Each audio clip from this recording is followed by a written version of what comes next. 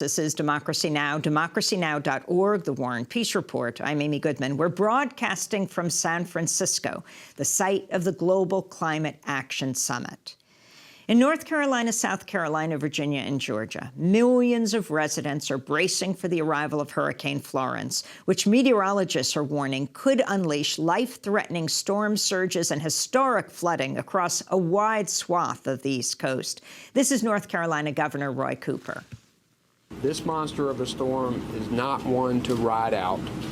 When you're looking at a storm surge of this magnitude, where the National Weather Service has says that the damage is going to be unbelievable and that they cannot emphasize it enough, we know that that's a message that we should listen to.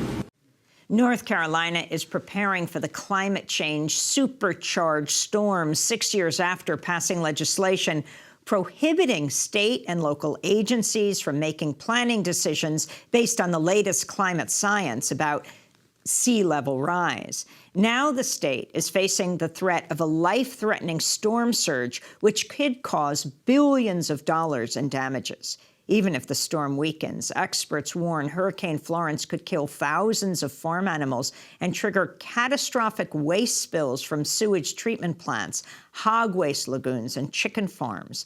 The state's billion-dollar pork industry is primarily clustered in the eastern part of the state, directly in the line of the storm.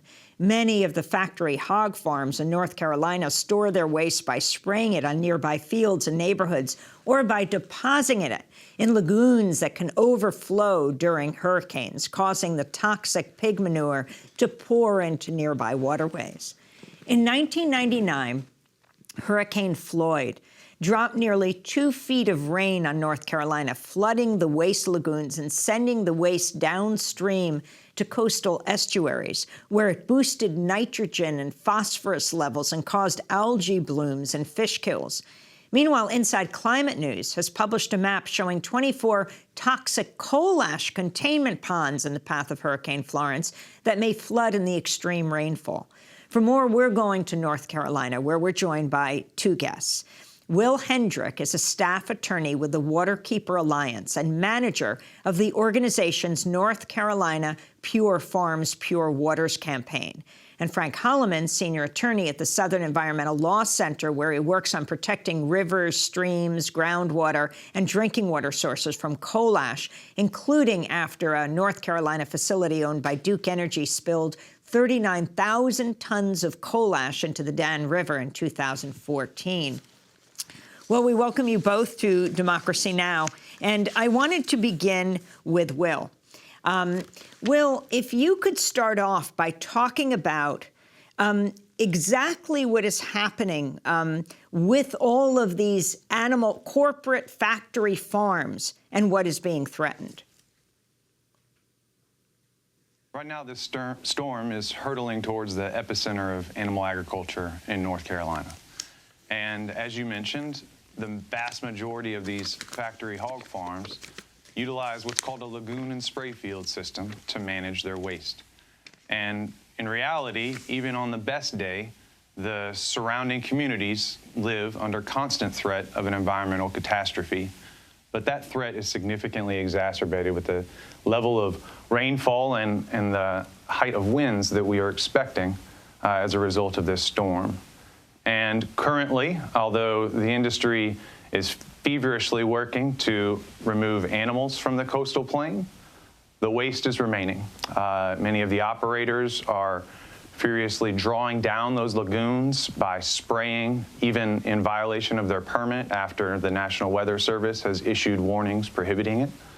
And we know, based on past experience, most recently with Matthew, that as these rainfall events result in flooding, which may take days to manifest, that the facilities are inherently threatened, especially those that are in the 100-year floodplain. And there are still 62 of these factory swine operations storing more than 200 million gallons of animal waste generated each year in the 100-year floodplain.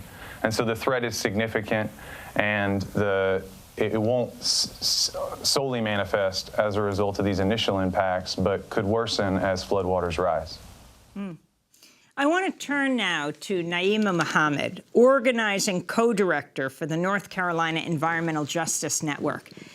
She appeared on Democracy Now! Last year, talking about how hog waste impacts the residents of eastern North Carolina.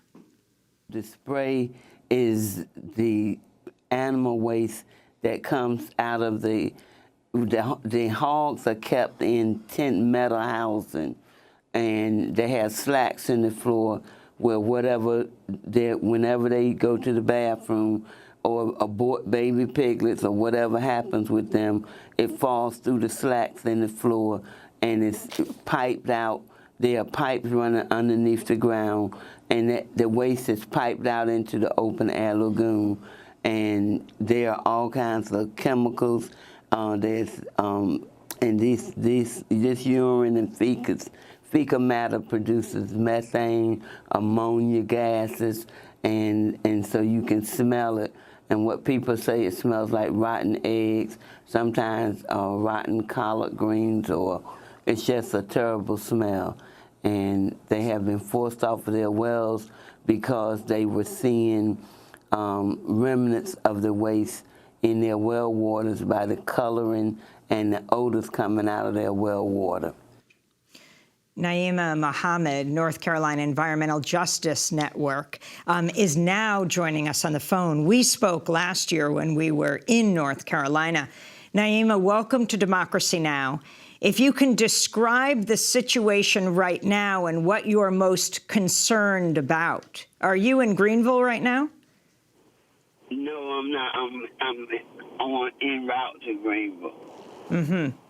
So in the car, tell us about what's happening and your concerns this year, today. Okay, so our concerns right now with this upcoming hurricane is the number of lagoons and the number of hog houses that are located in the community where people are living and unable to get out of the way of harm.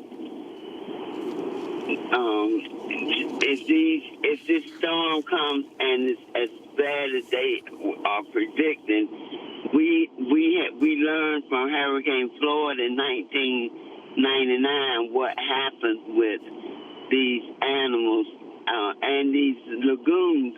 When we get a lot of rain and get the hurricane, everything is toppled over and dumped out into the environment and into the rivers and streams and ditches running through the communities. And so you have all this nothing but feces and urine in the waterways and dead animals. If anybody could pull up the pictures from Hurricane Florence, you would see the number of dead animals that wound up in our waterways. And to this day, I don't know, and I have been listening and wondering and looking and trying to hear what did they do with all those animals and how did they clean up our waterways after all that much urine and feces was dumped into it as a result of the storm. So that's a concern that we will experience that again. But the biggest concern is the people that's in harm's way and unable to get out the way. And even in the counties that they're located, there is no real infrastructure in place for moving people in disastrous situations. So the local governments really don't have the whereabouts or the means to assist and accommodate people at this point. And that's a real disaster in itself.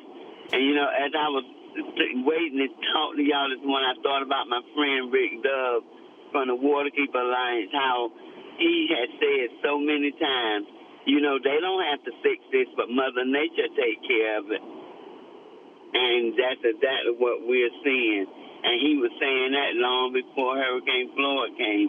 And we saw it then, we saw it at Matthew, and we will probably see it again if this storm does anything near what they said it would do. It doesn't take a whole lot of rain around those lagoons to create problems. And the sad part about having to deal with this stuff is that it doesn't have to be this way. It does not have to be this way. If somebody in this state would have the backbone to make Smithfield put that superior technology on the ground instead of bailing them out by encouraging them to attack the people that's suffering. Huh. Naima Mohammed, I mean, you are an environmental leader in North Carolina with the North Carolina Environmental Justice Network. Has the state gotten in touch with you because you reach out to so many people? Have they prepared appropriately?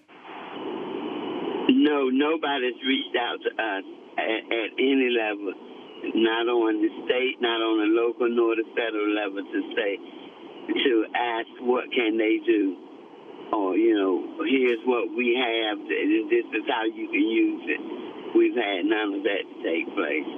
Now, I also think people, when they hear this, I mean, this is outside the storm, what you've been dealing with in your communities, particularly communities of color, where you have this waste, fecal matter, sprayed into your communities. Many people will not be able to believe this. Explain how that happens and what you've been subjected to.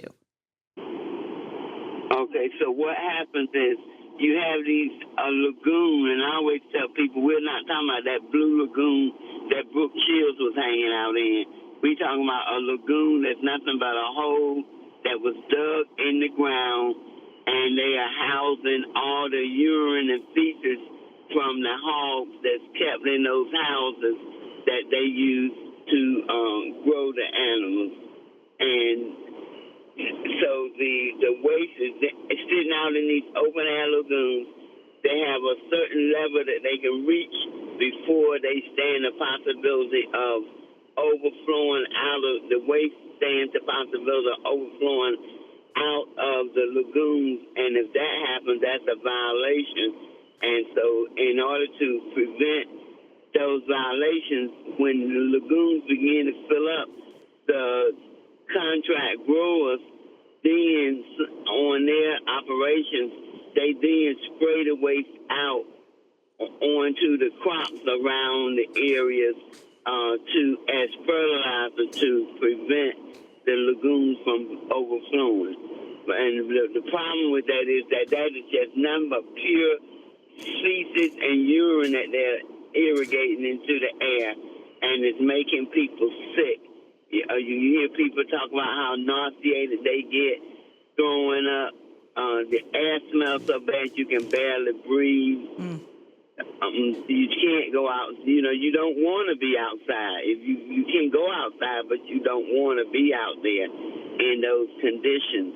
And so it's just it's a real problem. But as I was thinking this morning, I was like, the shame of this all is that the contract grower is in a fix as well, because Smithfield, who's pocketing all of the monies from these operations, won't do the right thing by the people that live around these animals. They don't do the right thing by the contract growers. And so they're in a fix and a catch-22. Smithfield owns everything, the hogs, the trucks, the feed, everything except the waste. The waste belongs to that grower who is not being paid enough to do anything different from what they're doing.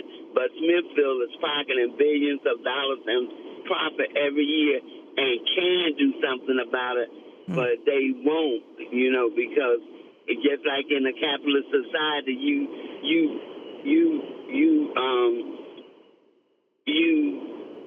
your goal is profit over people. You don't care about what happens to anybody else as long as you get your dollar bill.